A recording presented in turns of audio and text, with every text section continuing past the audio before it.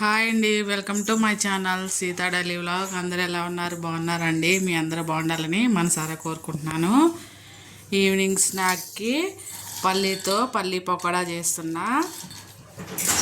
ఇప్పుడు స్టవ్ వెలిగించి బాండి పెట్టుకున్నాను. పిండి కలుపుకునే లోపు నూనె కాగిపోతుంది. ఫస్ట్ నూనె పోసుకున్నా.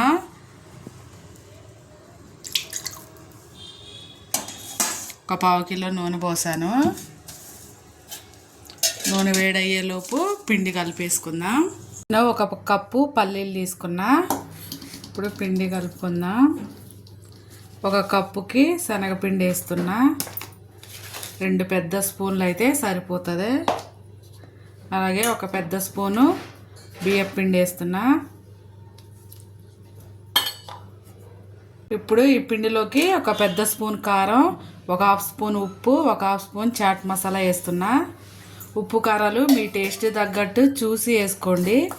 ఇప్పుడు దీన్ని మిక్స్ చేసుకుందాం. అన్నీ కలిసేలా చేసుకుందాం.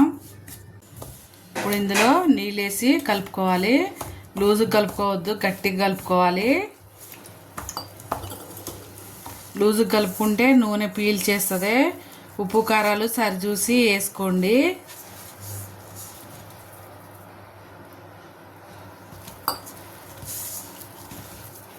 ఇప్పుడు ఇందులోకి పల్లీలు వేసుకుందాం.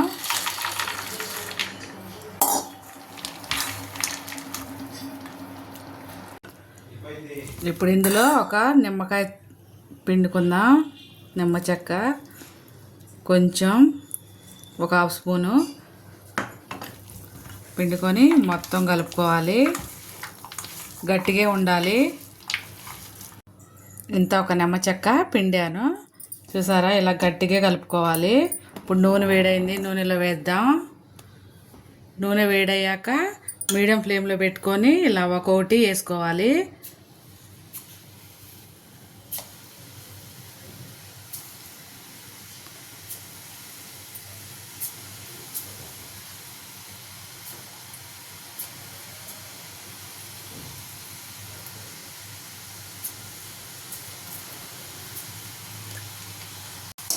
వేసాక కొంచెం సేపటికి కలపాలి. మీడియం ఫ్లేమ్లో పెట్టుకొని ఎర్రగా ఫ్రై చేసుకోవాలి. అయ్యాక అన్నీ తీసేసుకోవాలి.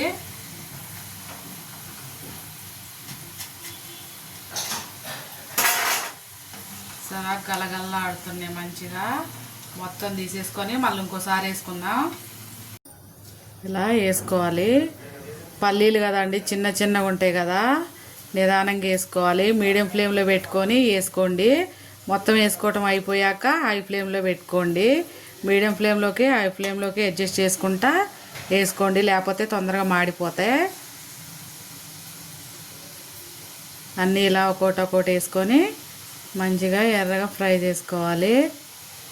ఇదాక లాస్ట్లో కొంచెం కరివేపాకు వేసుకుంటే చాలా బాగుంటుంది.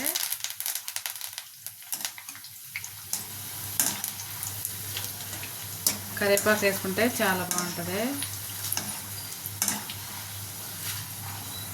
అంతే, అయిపోయింది. పల్లీ పకోడీ రెడీ. ఈవినింగ్ స్నాక్స్కి చాలా బాగుంటుంది. ఎప్పుడన్నా టైంపాస్ కూడా తినొచ్చు.